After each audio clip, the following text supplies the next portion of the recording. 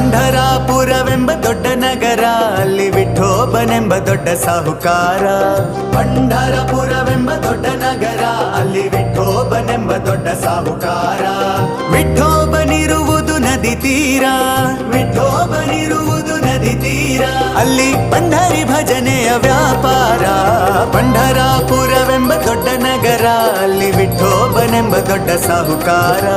ವಿಠ್ಠಲ ವಿಠ್ಠಲ ಪಾಂಡುರಂಗ, ಜಯ ಹರಿ ವಿಠ್ಠಲ ಪಾಂಡುರಂಗ. ತಂದೆ ನೀನೆ, ತಾಯಿ ನೀನೆ ಪಾಂಡುರಂಗ, ನಮ್ಮ ಬಂಧು ನೀನೆ, ಬಳಗ ನೀನೆ ಪಾಂಡುರಂಗ.